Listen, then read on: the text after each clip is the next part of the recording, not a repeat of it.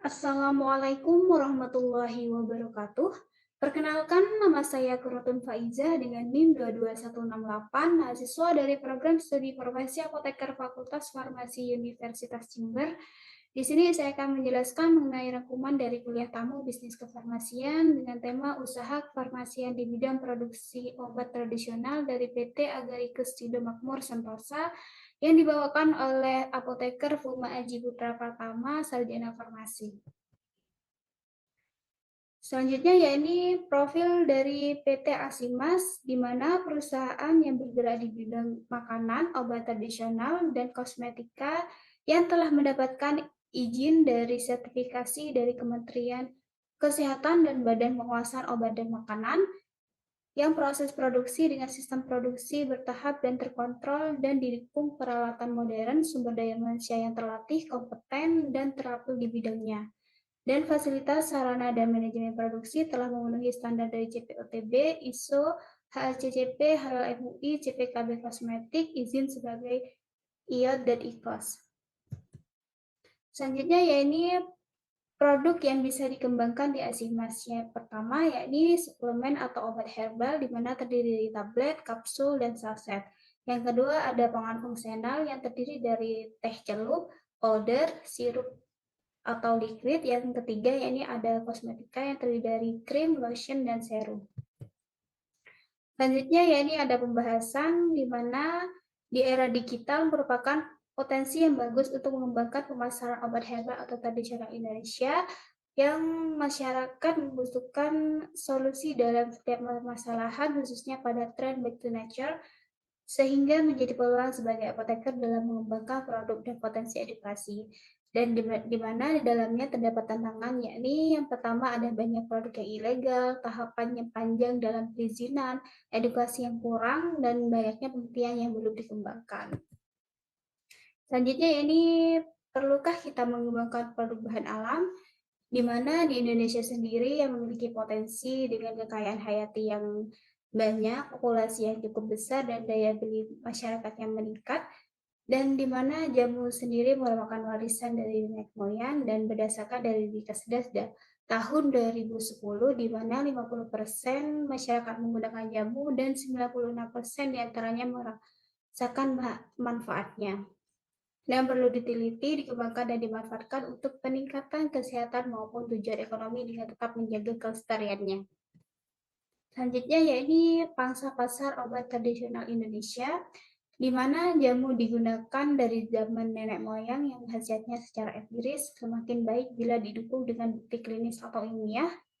Yang kedua, sudah menjadi budaya dengan adanya back to nature, potensi jamu atau herbal semakin meningkat. Yang ketiga, pangsa pasar obat tradisional dan konsumen health meningkat setiap tahunnya. Yang terakhir yakni omset produk obat tradisional di pasar global sekitar 138,350 miliar dolar Amerika Serikat dan diproyeksikan 5 tahun ke depan sekitar 218,940 miliar dolar Amerika Serikat pada tahun 2026 dengan perkiraan pertumbuhan 6,7% per tahun. Selanjutnya yakni apa pengaruh media digital atau internet? Yang pertama yakni 53% masyarakat mengakses informasi herbal dan lainnya dari internet. Yang kedua, media digital meningkatkan demand konsumen karena meningkatkan akses digital. Yang ketiga, merupakan referensi utama bagi orang awam sebelum ke dokter. Yang keempat, penjualan secara online meningkat dari tahun ke tahun. Yang terakhir yaitu mempermudah proses pemasaran. Selanjutnya yakni produk dan tahap pengembangan bahan alam. Yang pertama yakni bahan alam berpotensi dikembangkan menjadi beraneka ragam pangan fungsional, ekstrak bahan alam, sediaan herbal, dan kosmetik. Yang kedua yakni obat tradisional atau pangan yang akan diedarkan di Indonesia wajib ada izin edar. Yang ketiga, dalam membangun industri obat tradisional atau industri farmasi, perlu melakukan kerjasama dengan kontrak produksi atau maklon, sehingga mempercepat untuk mendapatkan formulasi sendiri atau brand sendiri. Yang terakhir yakni sebagai apoteker untuk membentuk suatu produk yang unik, tepat guna, dan tepat sasaran. Selanjutnya yakni klasifikasi produk di Indonesia. Yang pertama ada makanan atau minuman pangan, yang kedua ada obat tradisional yang terdiri dari jamu, obat herbal terstandar, dan fitofarmaka, yang ketiga ada kosmetika, yang keempat ada suplemen makanan, yang kelima ada BRT atau pangan olahan yang dibuat oleh UKM. Selanjutnya yakni klasifikasi jamu dan tingkatnya. Yang pertama ada jamu atau obat tradisional empiris, di mana hasilnya berdasarkan empiris tradisional dan turun-temurun yang standarisasi kandungan kimia belum dipersyaratkan. Yang kedua ada obat herbal terstandar, yang mana hasil berdasarkan uji farmakologi dan uji toksisitas pada hewan yang standarisasi kandungan kimia bahan baku penyusun formula. Yang ketiga ada fitofarmaka, di mana hasil berdasarkan uji farmakologi dan uji toksisitas pada hewan, serta uji klinis pada manusia, dan standarisasi kandungan kimia, bahan baku, dan sediaan. Selanjutnya yakni mengenal nomor izin edar. Yang pertama ada jamu, di mana diawali dengan huruf TR yang berarti kan tradisional lokal. Yang kedua ada TI yang artinya tradisional import. Yang kedua ada obat herbal terstandar yang awal kalimatnya ada HT yang artinya obat herbal terstandar lokal. Yang ketiga ada fitofarmaka yang awal hurufnya ada FF yang dimana artinya fitofarmaka lokal. Yang keempat ada suplemen yang awal hurufnya ada SD yang artinya adalah suplemen lokal. Yang kedua ada SI yang artinya suplemen import. Yang kelima ada makanan yang awal hurufnya ada MD yang artinya makanan minuman lokal. Yang kedua ada MI yang artinya makanan minuman import. Yang terakhir ada kosmetika yang awal hurufnya ada NA. Selanjutnya ada regulasi produk di Indonesia. Yang pertama, di mana obat tradisional atau pangan yang akan diedarkan di wilayah Indonesia wajib memiliki izin edar. Yang kedua, untuk mendapatkan izin edar, maka produk harus didaftarkan ke Badan POM. Yang ketiga, Direktorat Registrasi Obat Tradisional, Suplemen Kesehatan, dan Kosmetik melakukan evaluasi mutu, keamanan, dan hasil produk sesuai dengan kategori produk yang didaftarkan.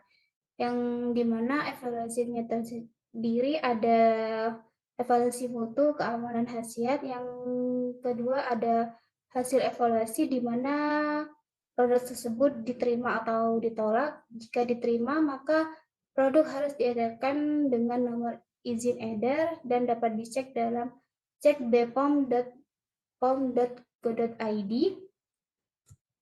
Selanjutnya ada regulasi di bidang registrasi obat terstandar, yang dimana ada menurut UU nomor 36 tahun 2009 yang berisi tentang kesehatan, dan yang kedua Permenkes nomor 7 tahun 2012 yang berisi tentang registrasi obat tradisional. Yang ketiga ada keputusan Kepala BPOM pada tahun 2005 mengenai kriteria dan tata laksana pendaftaran obat tradisional, obat herbal terstandar, dan fitofarmaka. Yang keempat ada keputusan Kepala BPOM pada tahun 2004 yang mengenai ketentuan pokok pengelompokan dan penandaan obat bahan alam Indonesia. Yang keenam ada peraturan BPOM tahun 2019 mengenai persyaratan mutu keamanan dan mutu obat tradisional. Yang ketujuh ada peraturan BPOM pada tahun 2017 mengenai jenis dan tarif atas jenis penerimaan negara bukan pajak. Yang ke-8 ada peraturan BPOM nomor 26 tahun 2018 mengenai pelayanan perizinan berusaha terintegrasi secara elektronik sektor obat dan makanan. Yang 9 ada peraturan BPOM nomor 27 tahun 2018 mengenai standar pelayanan publik di lingkungan BPOM. Selanjutnya yakni Perka BPOM tentang kriteria dan tata laksana registrasi obat bahan alam.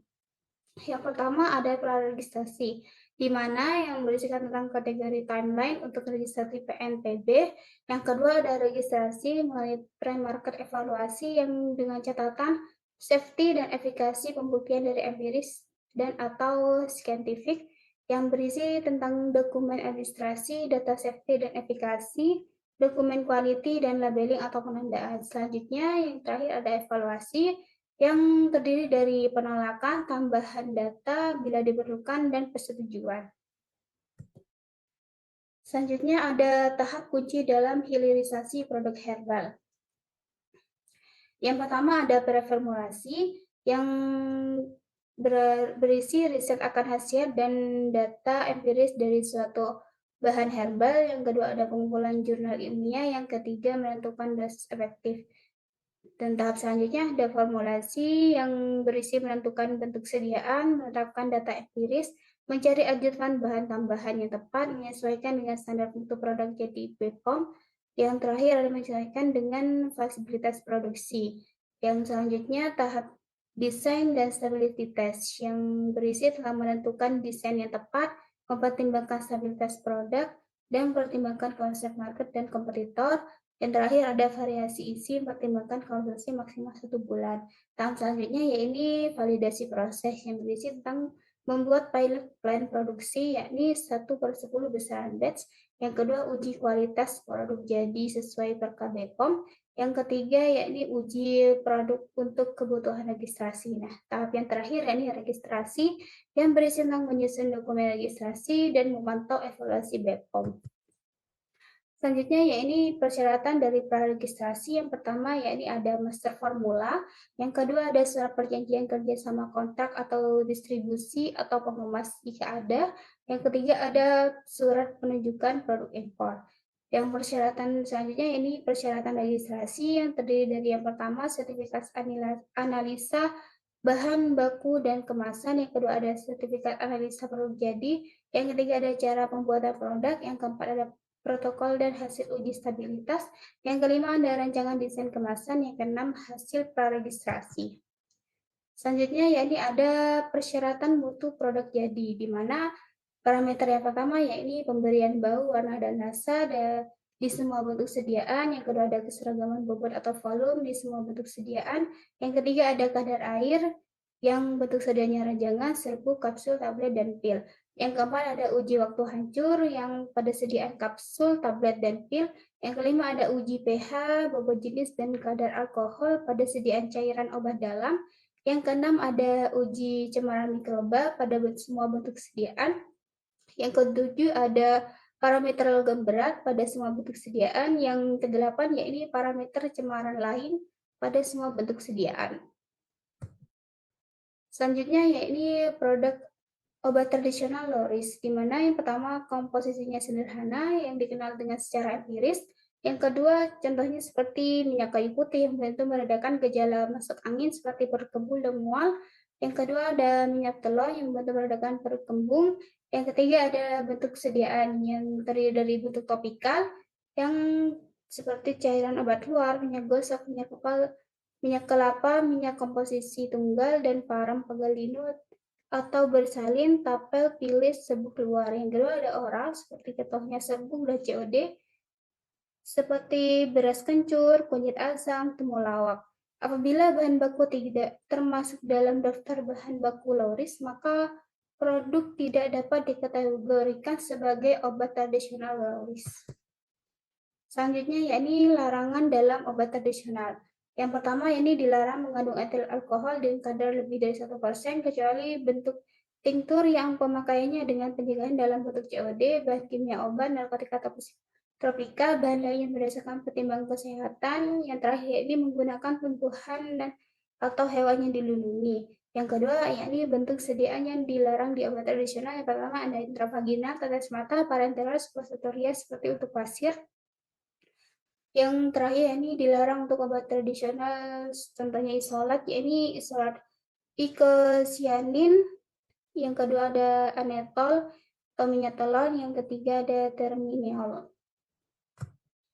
Selanjutnya ini ketentuan umum pendaftaran pangan olahan. Yang pertama, setiap pangan olahan baik yang diproduksi di dalam negeri atau yang diimpor akan diperdagangkan dalam kemasan eceran wajib memiliki izin edar. Izin edar tersebut diterbitkan oleh Kepala BPOM yang kecuali dari ketentuan di atas, pangan olahan yang diproduksi oleh industri rumah tangga mempunyai masa simpan yang kurang dari 7 hari, diimpor dalam jumlah kecil untuk keperluan seperti sampel dalam rangka permohonan pendaftaran, penelitian, dan dikonsumsi sendiri. Selanjutnya yang digunakan lebih lanjut sebagai bahan baku yang tidak dijual secara langsung. Yang terakhir yakni yang dikemas dalam jumlah besar dan tidak dijual secara langsung. Dan pangan yang dijual yang dikemas secara langsung dihadap pembeli dalam jumlah kecil sesuai permintaan konsumen. Selanjutnya yakni jenis-jenis produk bahan alam yang prospek. Yang pertama, ya ini harus unik atau merubah mindset. Yang kedua, bentuk sediaan modern dan efisien. Yang terakhir, yakni formulasi yang teruji atau didukung dengan penelitian. Selanjutnya, ini apa saja tantangan dalam perencanaan hilirisasi produk. Yang pertama, yakni market atau pasaran. Yang kedua, ada kualitas dan khasiat. Yang ketiga, ada kendala perizinan yang butuh waktu. Yang keempat, konsep produk yang cocok dengan segmentasi pasar atau target. Yang kelima, yakni memiliki produk dengan nilai keunikan yang tinggi. Sekian presentasi dari saya, kurang lebihnya mohon maaf. Assalamualaikum warahmatullahi wabarakatuh.